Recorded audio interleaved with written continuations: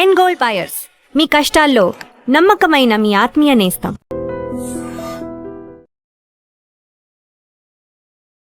Welcome to iDream media.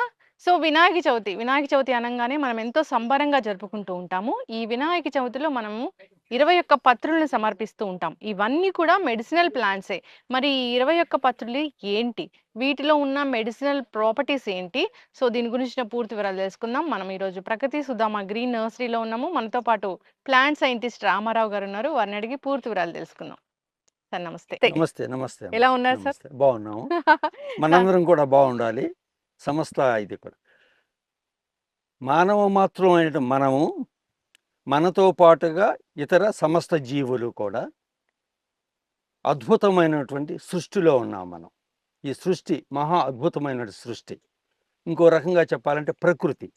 ఈ ప్రకృతి అన్న దాంట్లో సమస్త జీవరాశులు కూడాను కోట్లాది సంవత్సరాలు మనుగడ జీవనం సాగిస్తూ ఉన్నాయి. ఇలాంటి అద్భుతమైన ప్రపంచం అంటే ఇదంతా కూడాను పంచభూతాలతో కూడినటువంటి ఇదనమాట. పంచభూతాలు: గాలి, నేల, నీరు, నిప్పు, ఆకాశము.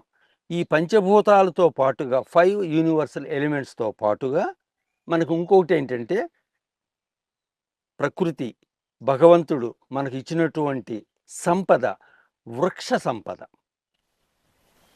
ఈ పంచభూతాలతో పాటుగా ఇలాంటి వృక్ష సంపద ఉండబట్టి ఈ భూమండలం మీద, ఈ ప్రపంచం మీద సకల జీవరాశులు కూడాను మనుగడ సాగిస్తూ ఉన్నవి. అంత అద్భుతమైనటువంటి విషయం ఈ విషయం.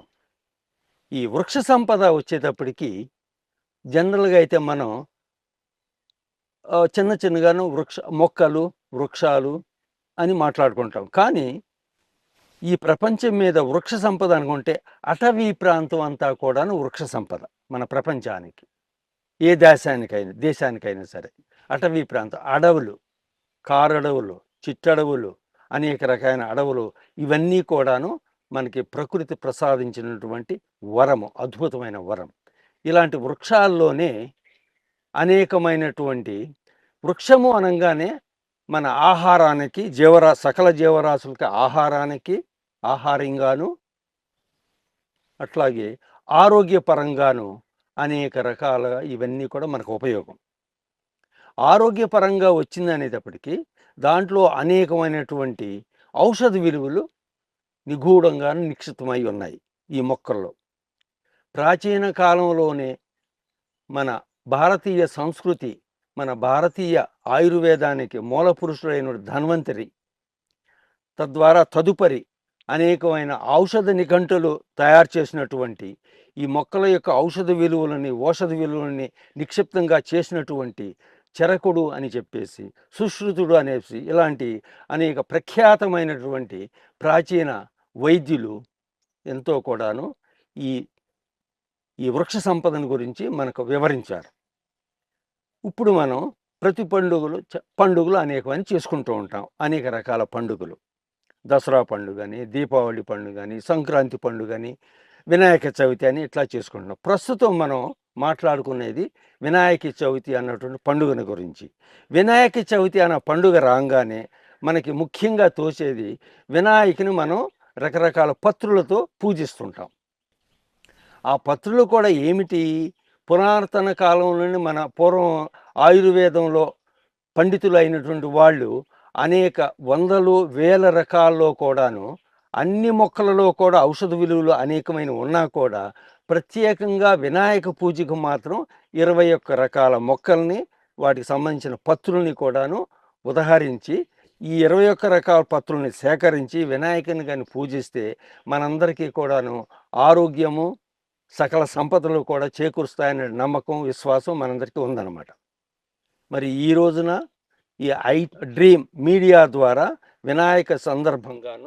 ఈ వినాయక చవితి సందర్భంగా 21 రకాల పత్రుల గురించి కూడాను, వాటి యొక్క ఉపయోగాలు ఏమిటి అన్నది కొంచెం క్లుప్తంగా తెలుసుకునే ఉద్దేశంతో ఇట్లా ప్రగతి సుధామాకి, ఈ గ్రీన్ నర్సరీకి విచ్చేశారు.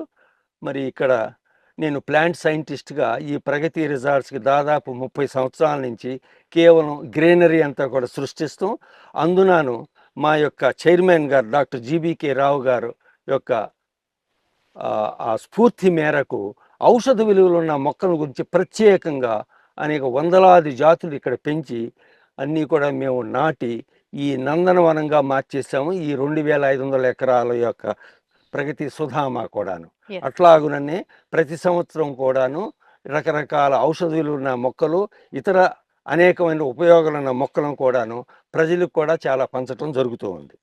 ఈ 21 రకాల పత్రులో కూడాను మనం వివరంగా చెప్పుకుంటూ వెళితే వినాయక పూజ అంతా కూడా ప్రారంభము ఒక పత్రితో మొదలవుతుంది. ఎస్ మాచిపత్రి సమర్పయామి Hmm. అన్నటువంటి మాచిపత్రి ఆకులతో పూజా ప్రారంభం జరుగుతూ ఉంటుంది.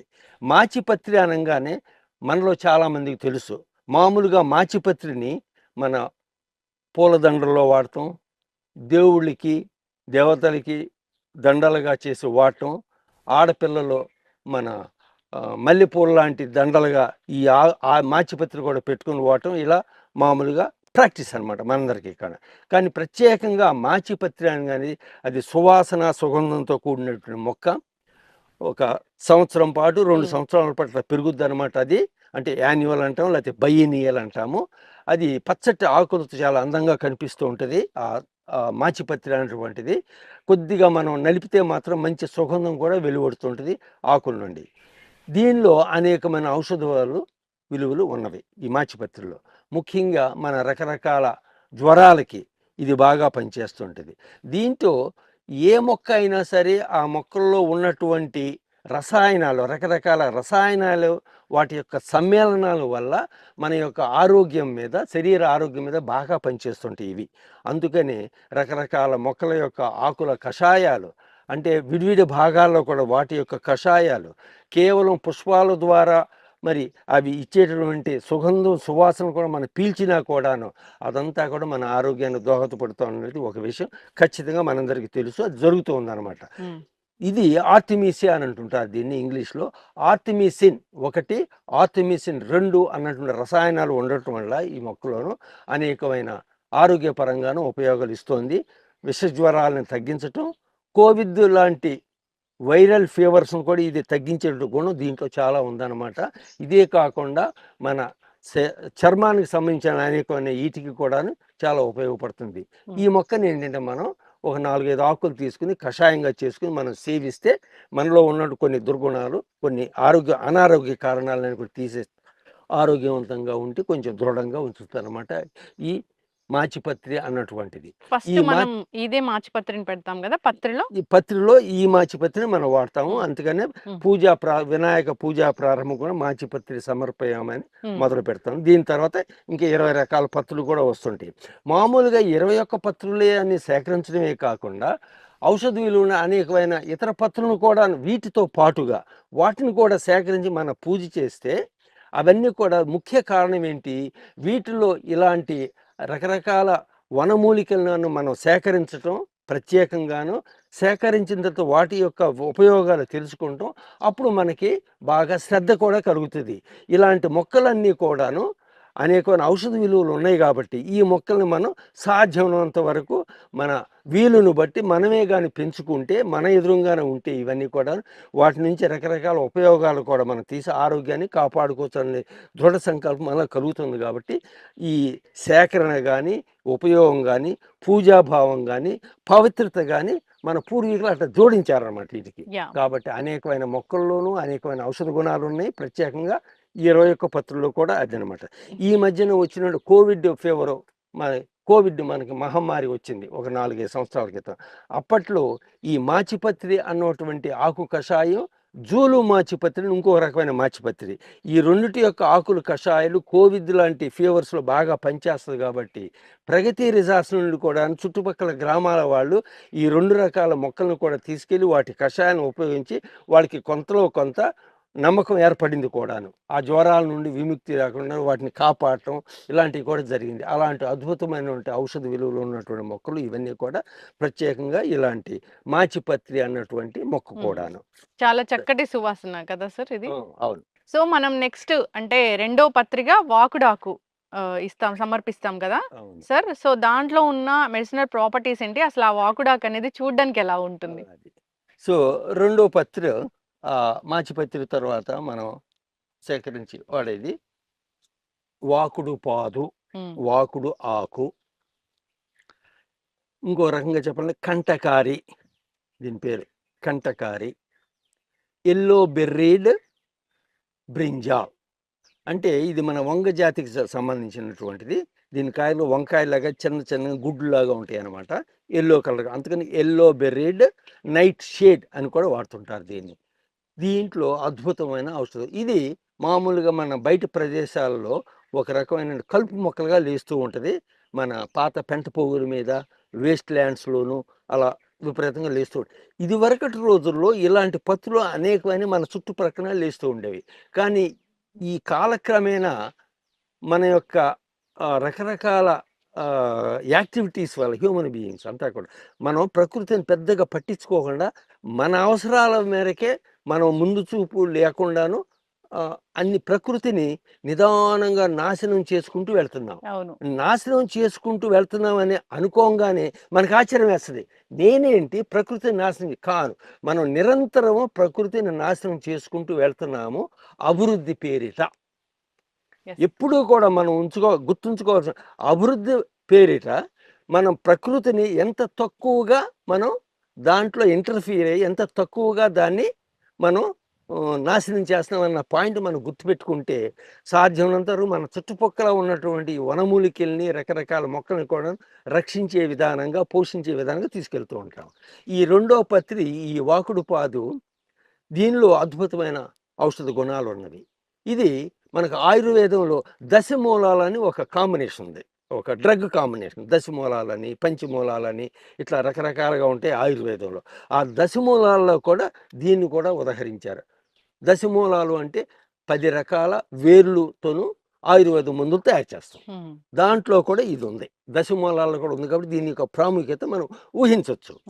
ప్రధానంగా ఏంటంటే దీన్ని రకరకాల దగ్గుల్ని, ఉబ్బస వ్యాధుల్ని తగ్గించే విధానం దీంట్లో ఉంది. ఈ ఆకుల్ని, ఆ కాండాన్ని కానీ వేరుని కానీ కొద్దిగా మనం వేడి చేసి కాల్చేస్తే వచ్చే పొగను కానీ పీల్చామంటే ఉబ్బస వ్యాధులు బాగా తగ్గిస్తుంది. అట్లాగే దీని యొక్క ఆకులు కషాయం కానీ, ఆ కాయలు కొంచెం చేదుగా ఉన్నా సరే కాయలను నవ్వటం కానీ, విత్తనాలు నవ్వటం కానీ చేస్తే రొమాటిక్ పెయిన్స్ అంటే మనకి కీళ్ళ నొప్పులు ఉంటాయి కదా, దాన్ని కూడా ఇది తగ్గిస్తుంది. రకరకాల చర్మ వ్యాధులను కూడా ఇది తగ్గించే విధానం ఉంది దీంట్లోనూ. అట్లాగే మనకి ఇంటర్నల్గా కూడాను మన యొక్క జీర్ణశక్తిని కూడా మెరుగుపరచడానికి కూడా దీనిలో మందులుగా ఉన్నాయి అన్నమాట. ఇది ఒక రకమైన చిన్నగా పాకేటువంటి పాదు, అందుకని ఇది వాకుడు పాదు అంటాం. నేల బారున అట్లా అటు ఇటు పాకుతూ ఉంటుంది. చక్కటి వైలెట్ ఫ్లవర్స్తోనూ విత్ ఎల్లో యాంథర్స్ కూడా, చక్కగా పూలు కూడా చాలా అందంగా ఉంటాయి అన్నమాట. వీటికి సీతాకోక చిలుకలు లాంటి చిన్న చిన్న కీటకాలు కూడా వస్తుంటాయి దీనికి. కానీ చెట్టు అంతా కూడాను ముళ్ళ మయం అంతా కూడాను, ఆకులు పైన కింద, ఆ పువ్వులకి వెనకాల కానీ, కాయలు కాసినప్పుడు వాటి వెనకాల కానీ అన్నీ ముళ్ళుగా ఉండి విత్తన సేకరణ కూడా ఇది చేయాలంటే మాకు కొద్దిగా కష్టం అవుతుంది. ఈ మొక్కలు కూడాను విత్తనాలు కాయలు సేకరించి ఆ ఎల్లో బెర్రీస్ అన్నది విత్తనాలు దాన్ని ఎక్స్ట్రాక్ట్ చేసి ఈ మొక్కలు కూడా ప్రత్యేకంగా పెంచుతున్నాము ఈ నర్సరీలో. ఇది అంటే తీగలాగా పాకే మొక్క, మామూలుగా నేల బారిని అట్లా చుట్టూతో పాక్కుంటూ వెళ్తుంది అనమాట. ఇది మొక్క అనమాట. అటు ఇటు కూడా కొమ్మలన్నీ పాక్కుంటూ వెళ్ళి చాలా దృఢంగా ఒత్తుగా అనిపిస్తుంది కూడా. పూలు ఇట్లా పూసి చాలా అందంగా కూడా కనిపిస్తుంది. కంటకారి, ఎల్లో బెర్రీడ్ నైట్ షేడ్ అంటారు దీన్ని. సామాన్యంగా అయితే వాకుడు పాదు అంటే పాదుగాను ఇది పెరుగుతుగా వాకుడు పాదు అంటాం. దశమూలాల్లో కూడా ఒకటి, ముఖ్యంగా ఉబ్బస వ్యాధులకి, జాయింట్ పెయిన్స్, రొమాటిజానికి, కీళ్ళ నొప్పులకి వాటికి బాగా పనిచేస్తుంది. మన చర్మానికి సంబంధించిన కొన్ని వ్యాధులు కూడా ఇది బాగా పనిచేస్తుంది అనమాట ఈ వాకుడు పాదు. సార్ అయితే జనరల్ గా ఇలాంటివి కషాయంలాగా చేసి తీసుకోవచ్చు, కషాయం కూడా తీసుకోవచ్చు. ఆ ఫ్రూట్స్ నుండి వచ్చిన జ్యూసులు తీసుకోవచ్చు, లేకపోతే ఫ్రూట్ ని మనం నమిలేసేయచ్చు కొద్దిగా చిరుచేతిగా ఉన్నా సరే. అదనమాట. ఆ రకరకాలు మనం వాడుకోవచ్చు. వేరు భాగము మొత్తం మొక్క అంతా కూడా పువ్వులతో సహా అన్నిట్లో కూడా ఆయుర్వేద గుణాలు ఉన్నాయి దీంట్లో. ఇలాంటి మొక్కలు మనం కాపాడుకోవాలి సార్. చాలా చక్కగా చెప్పారు. నిజంగానే ఇదంతా కాంక్రీట్ జంగిల్ అవడం వల్ల ఎక్కడ మొక్కలు అయితే కనపడట్లేదు. సో ఇలాంటి అంటే రకరకాల ఫ్లవర్స్ అలాంటి మొక్కలతో పాటు వీటిని కూడా పెంచుకునే ప్రయత్నం చేయాలని కోరుకున్నాం. అంటే ఇలాంటి వాటి వల్ల వచ్చే గాలిని పీల్చినా గానీ మీరు అన్నట్లుగా అంతా కూడా ఆరోగ్యం. ఎస్. సో మనము 3వ పత్రిక సమర్పిస్తాము, మారేడాకు. సో దీని సైంటిఫిక్ నేమ్ ఏంటి, అండ్ దీనిలో ఉన్న మెడిసినల్ ప్రాపర్టీస్ ఏంటి? తరువాత ఈ 21 పత్రికలో మనం 3వ పత్రికి వెళదాము. అది మారేడు పత్రి, బిల్వపత్రి, బేల్ అని కూడా బెంగాలీలు, హిందీలు బేల్ అని కూడా అంటుంటారు. మారేడు మనందరికీ తెలిసిందే, మారేడు కాయలన్న వెలక్కాయలాగానే ఇది మారేడు కాయలు అనమాట. మారేడు చెట్టు కూడాను, ఈ బిల్వ చెట్టు, ఈ బేల్ చెట్టులో కూడాను అనేకమైన ఔషధ గుణాలు ఉన్నవి. దీన్ని మామూలుగా బేలు, మారేడు, బిల్వ అని ఉంటారు. దీంట్లో మామూలుగా అయితే సహజంగా అయితే త్రిపత్రి అని అంటుంటారు దీన్ని. అంటే 3 ఆకులు ఉంటాయి. ఒక సెంటర్లో ఉన్న ఆకు పెద్దగా ఉంటుంది, సైడ్స్ అటు ఇటు కూడా ఉన్నాయి, కొంచెం చిన్న సైజుగా ఉండి త్రిపత్రి జనరల్గా అయితే కామన్గా. దీంట్లో మరి ఇదేమో త్రిదళం మారేడు సామాన్యంగా మనందరికీ ఉండేది. ఇది కాకుండా ఏకబిల్వ అని ఇంకోటి ఉంది మళ్ళీ. అంటే ఈ 3 ఆకులు కలిసిపోయి ఒకే ఆకు కింద త్రిశూలం షేప్లో ఉంటుంది అనమాట, టీ షేప్లోను. అది ఏకబిల్వం.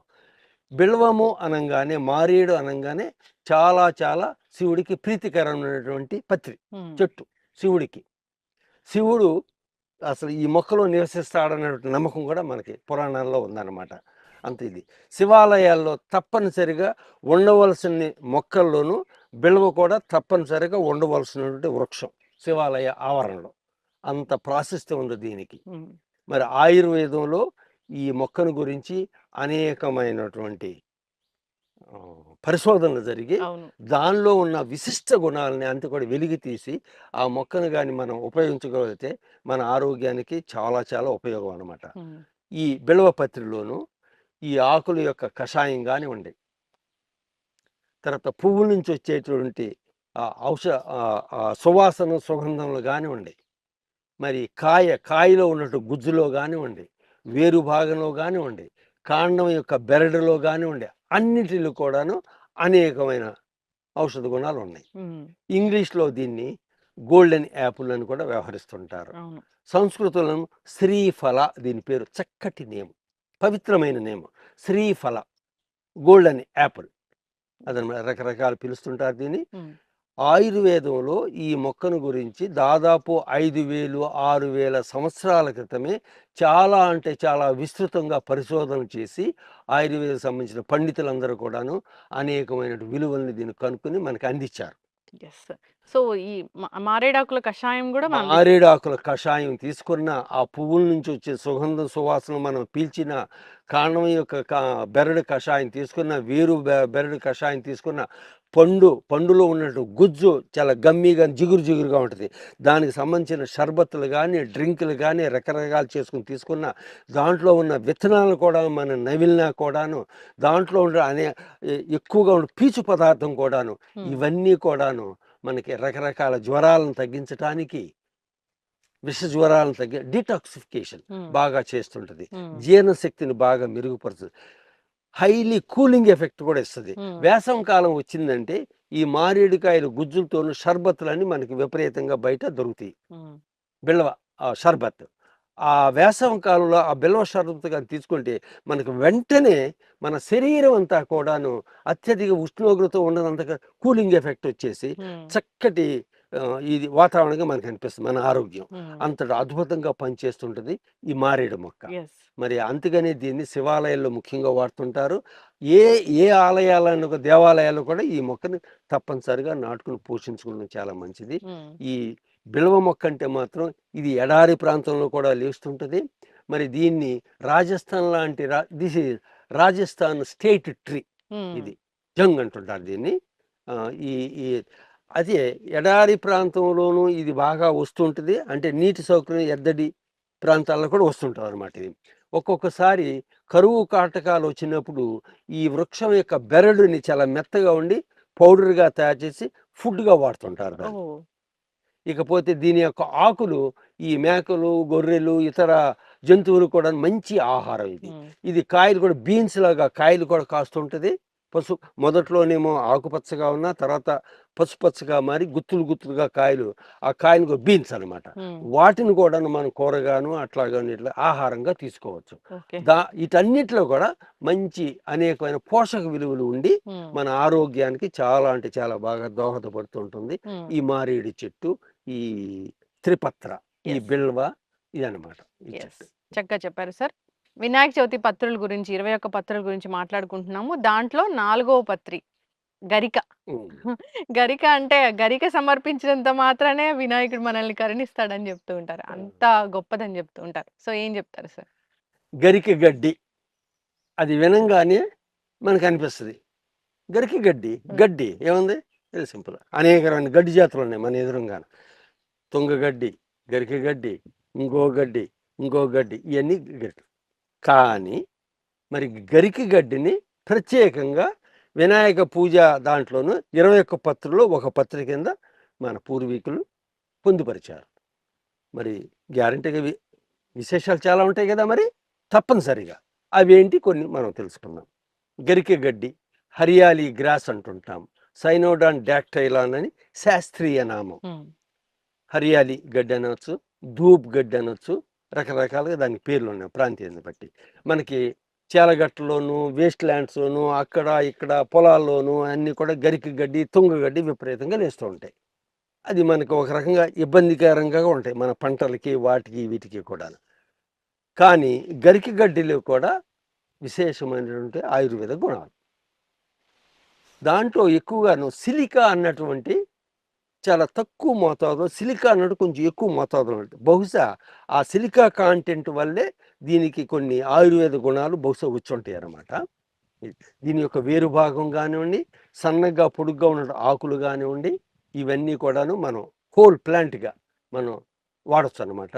దాన్ని పచ్చడి చేసుకోవచ్చు, సూపుల్లో వాడచ్చు, లేకపోతే మొత్తం మొక్కని వేరుతో సహా కషాయంగా తీసుకుని కూడా తీసుకోవచ్చు రకరకాల. ఏ రకంగా ఇది మనకి స్కిన్ ప్రాబ్లమ్స్కి చాలా బాగా పనిచేస్తుంది. కార్మినేటివ్గా అంటే డైజెషన్ కొంచెం ఈజీగా జరిగేలాగా ఇది చూస్తుంది. మరి కొన్ని సందర్భాల్లోనూ రొమాటిజం లాంటి రకరకాల నొప్పులకు కూడా ఇది బాగా పనిచేస్తుంటుంది. చర్మాన్ని పోషించడానికి కూడా ఇది అద్భుతంగా పనిచేస్తుంటారు అన్నమాట.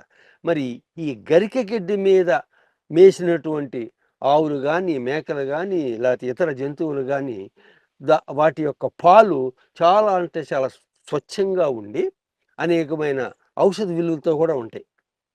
ఎక్కువగాను గరిక గడ్డి మేతగా తీసుకున్నటువంటి జంతువుల్లోనూ మరి ఆ రకంగా కూడాను మనకు ఉన్నటువంటి ఆవులు కానీ అవి కానీ గరికి మైదానాల్లో కానీ గరిక గడ్డి మేసి వచ్చేస్తే ఆ పాలు మనకి చాలా శ్రేష్టం. అంటే ఇండైరెక్ట్గా కూడా ఇంత ఇది ఉందన్నమాట దాంట్లో ఈ గరిక గడ్డి.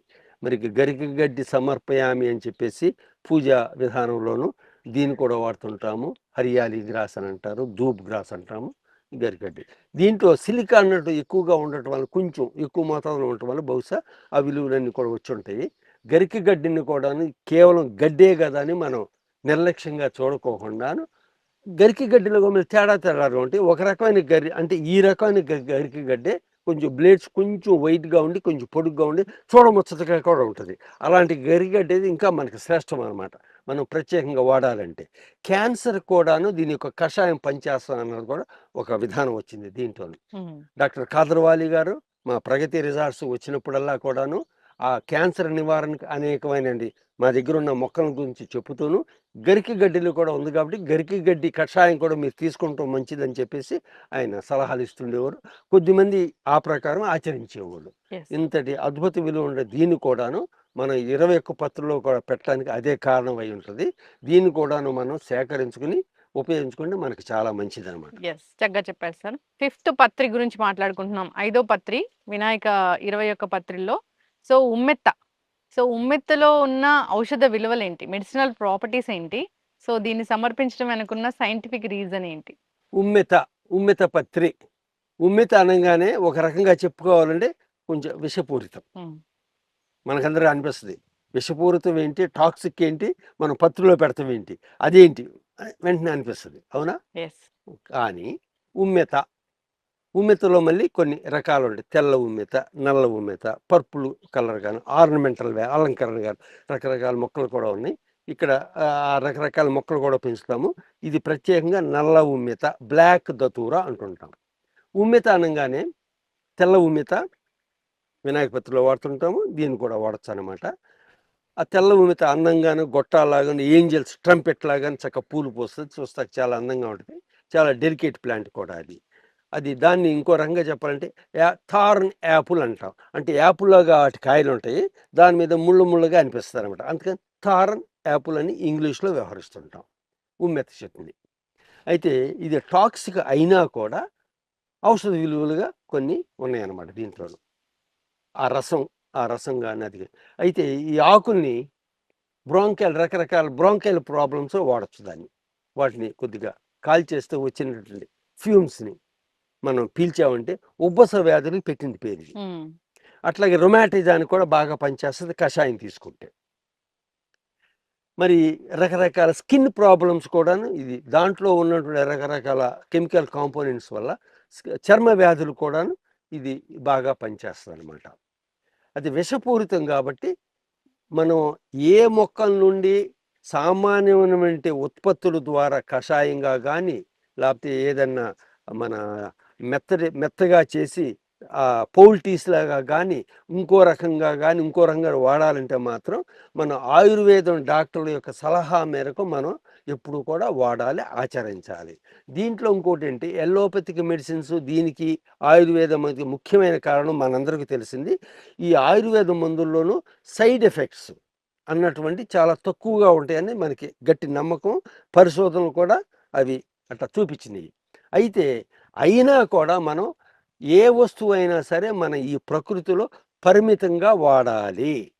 మన దైనందిన జీవితం ఏ పనైనా సరే, ఏ వస్తువైనా సరే, ఏ కోరికలైనా సరే పరిమితంగా ఉంచుకుంటే మాత్రం ప్రతిదీ కూడా మనకి ఆరోగ్యకరం, తదనంతరం ఆనందదాయకం. అది మాత్రం మనం ప్రతి ఒక్కళ్ళు గుర్తుపెట్టుకోవాలి.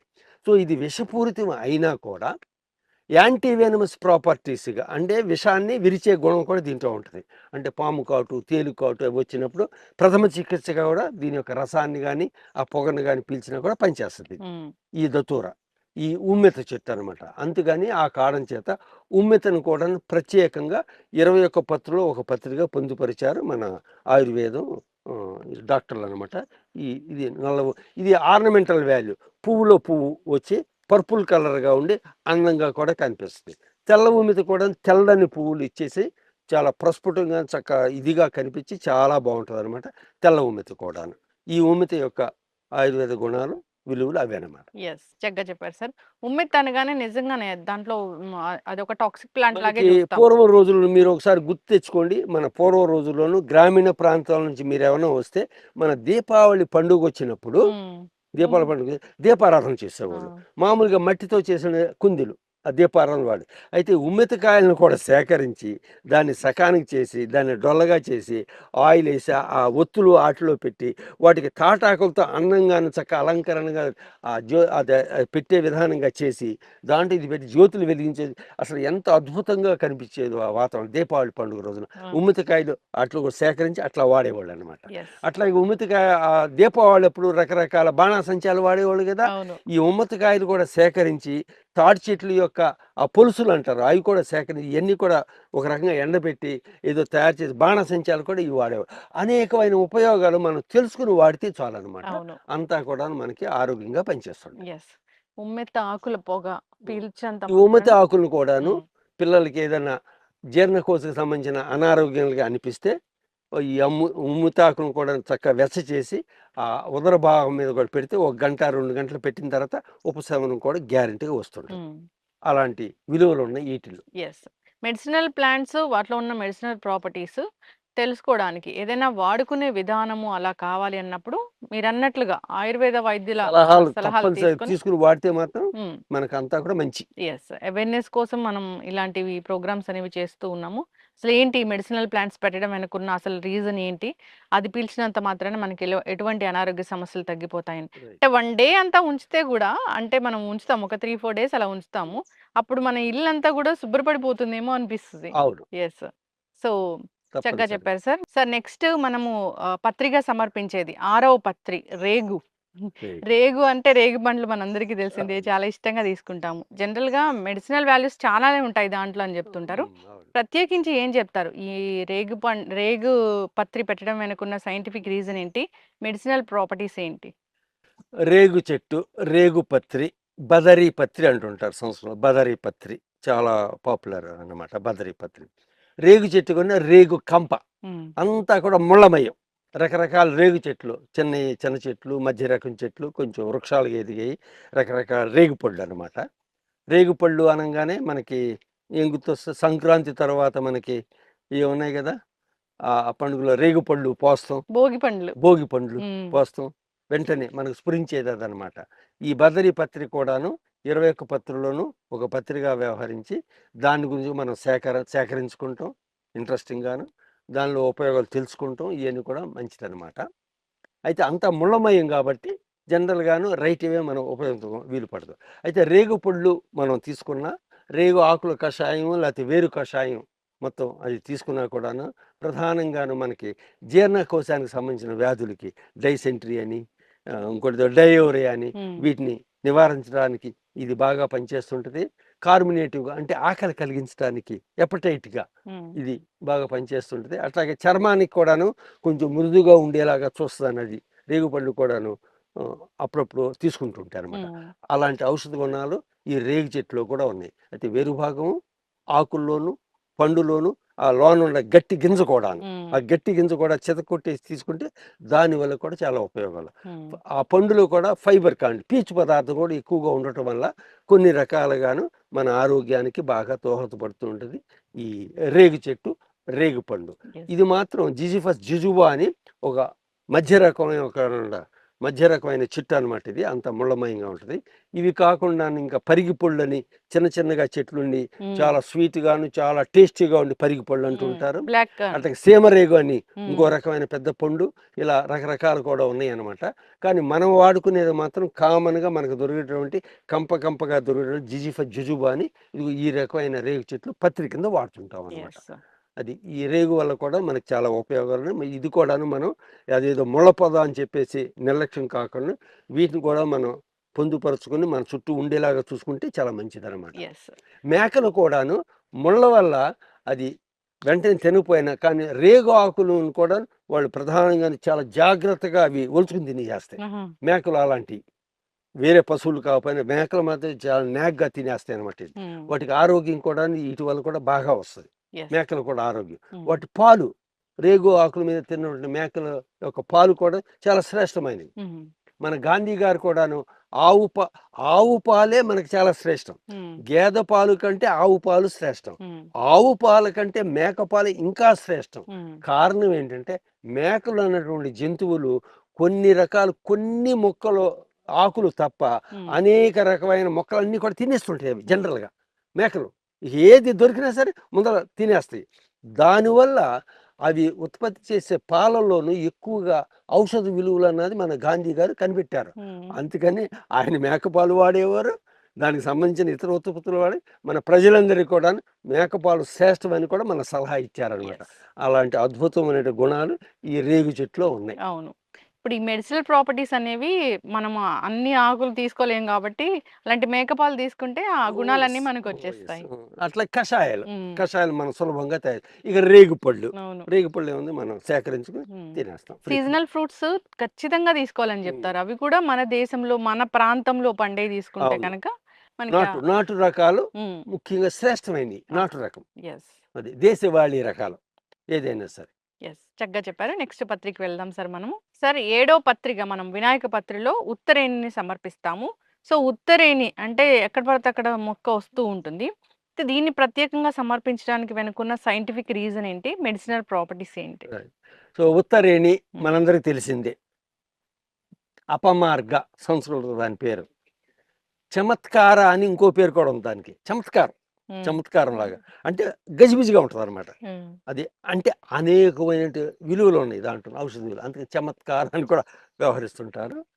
ఇంగ్లీష్లో అయితే స్పైనీ చాఫర్ ప్లాంట్ అంటుంటారు. అది తీగలాగా పెద్ద గెలలాగా వచ్చేసి దానికి అంతా కూడాను ఆ కాయలు ఆ విత్తనాలు దాని మీద అట్లా ఉండి ముళ్ళగా అనిపిస్తుంది మనకి.